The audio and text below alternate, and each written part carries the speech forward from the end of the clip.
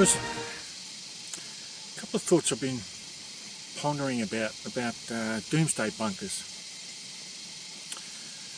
I've seen a few programs on TV, social media and that sort of thing about doomsday bunkers.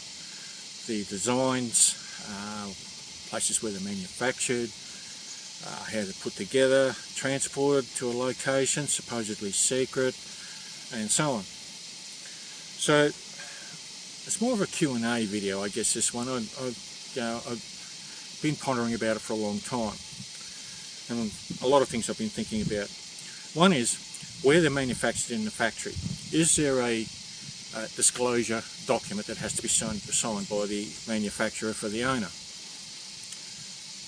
Reference the design or any other features it needs to be put in it.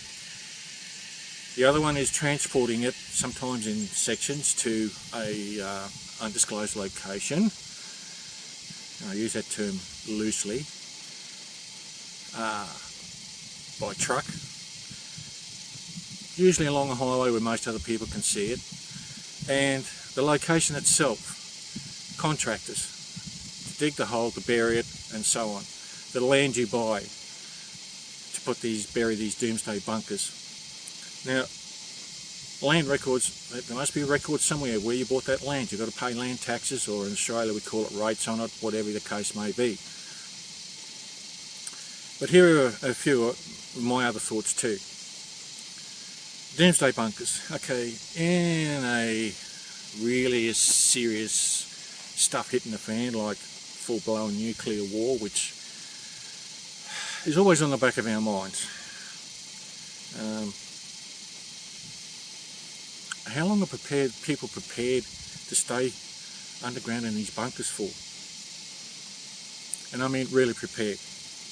Okay, they come in various designs and sizes and so on, from the very basic culvert type pipe systems that are welded together in sections and yada yada yada, to virtually some of them are like bloody condos underground. The people who own these, how often have they practiced staying in these underground bunkers for long periods of time? Given the fact that in a global nuclear situation you're likely to look at a nuclear winter, how long are you prepared to stay underground in these bunkers?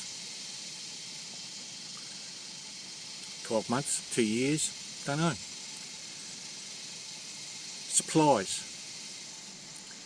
You've got food in there, you're stored up on food. Okay, what do you do with the trash? Open the exit and throw it out on the ground?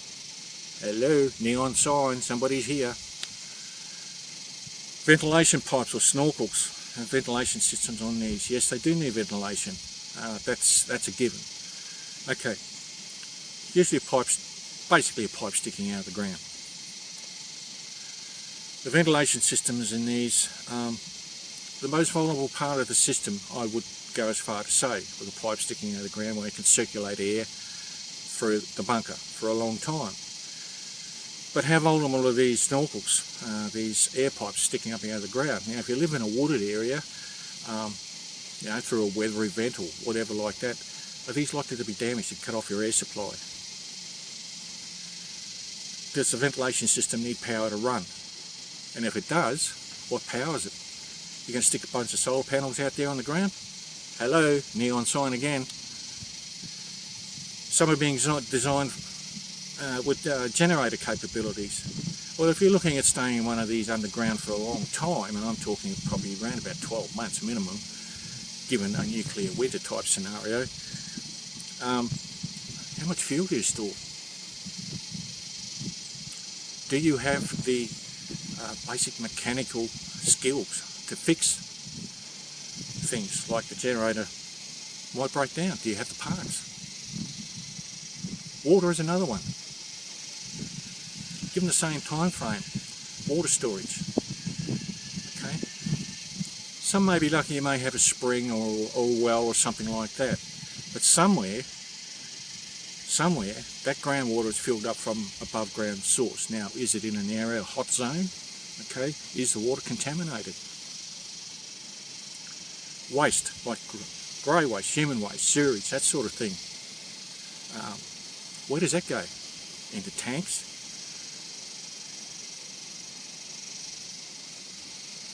Something to think about. If there's a septic type tank, yes, they've got to be ventilated too. You get a build up of gases, methane gases, that sort of thing. It's got to be ventilated too.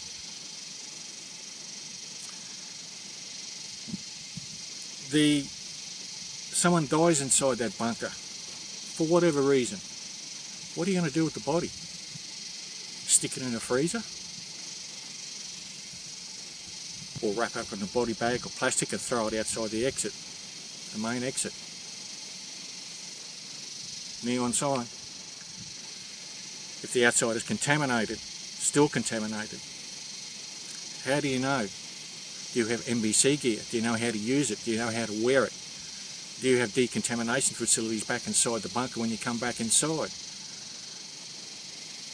Things like that. And I've heard a lot of, I've seen a lot of chatter lately on social media and other sources too, that a lot of people are now considering them as death traps.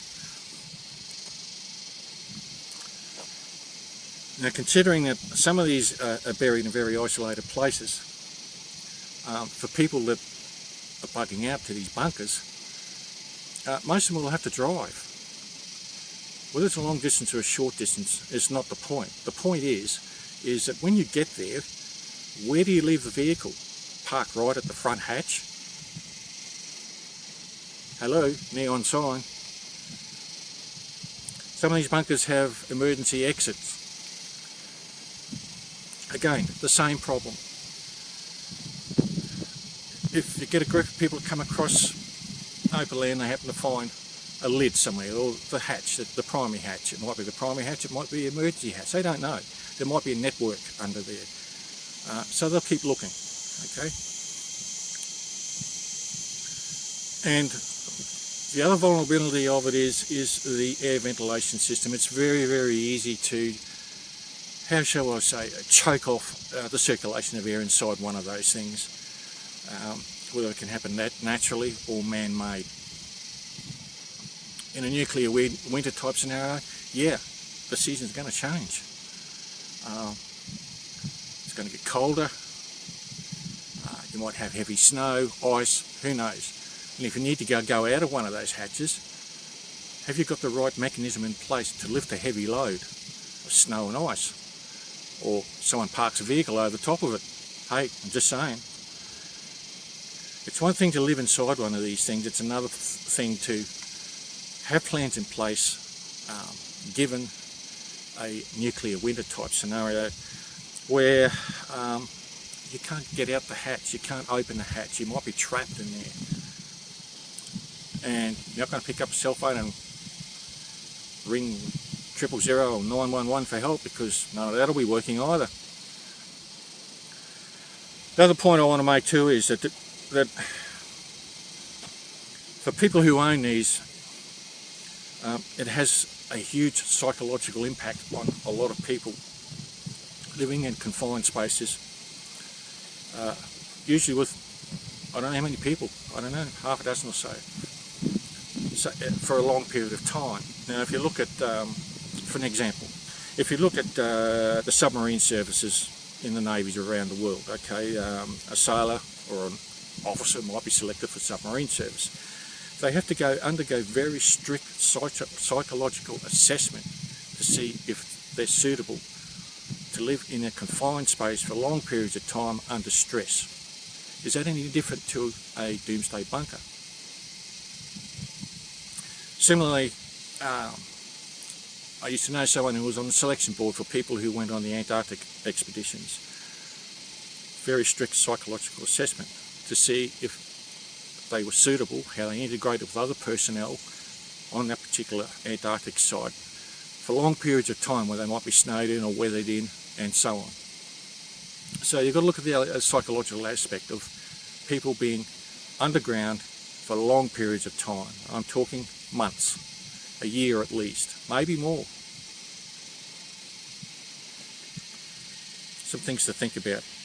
The things I've been thinking about. Maybe somebody can tell me. I don't know. The hatches on these doomsday bunkers, yes, they're choke points. They're choke points for people getting out, and they're choke points for people trying to get in. Particularly if you've got to evacuate it in case of fire. What sort of fire suppression system have you got in there? Does it need electrical systems to operate it? Okay. You've got probably entertainment gear, TVs, video games, that sort of thing, to keep you busy, whatever, keep your mind off things, that sort of thing. Yes, it's stimulation, still needs power. And perhaps the most important one of all, as we've always said in the prepper and survival community, is situational awareness. What's going on around you, day in, day out, night in, night out. If you're down on one of those, you're virtually blind. You don't know what's going on outside. You might have sophisticated surveillance gear, but how reliable is that? If that breaks, do you have the skills and the parts to fix it? Is it too hot to go outside and fix the gear? Something to think about. Here in Australia, yes, they looked at several years ago after Black Saturday bushfires, bushfire bunkers, and a few companies made up designs and that sort of thing. Now, admittedly, this is a much shorter period of time, but still the same old thing came back to situational awareness, ventilation systems in it, getting enough air, oxygen, because some of these bushfires, they turn into firestorms and so on. And a lot of people are claustrophobic. They don't like being in confined spaces, and that was all taken into account. So it's something to think about.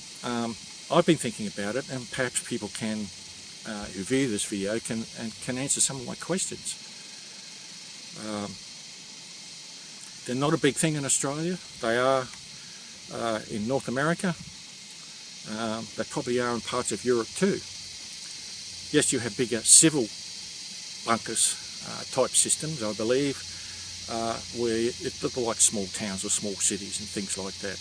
You know, the point I'm saying is, or trying to get across is it's not just about being underground, out of harm's way, waiting a year, maybe more, popping a lid, coming out, everything's going to be honky-dory, plant your crops in the seeds and all the rest of it, completely unaware of situational awareness, has gone out the back door months and months before. So you really don't know what's happening out there, or what you're going to see, or what you're going to find, or who's going to find you, because you've been blind for so much that period of time.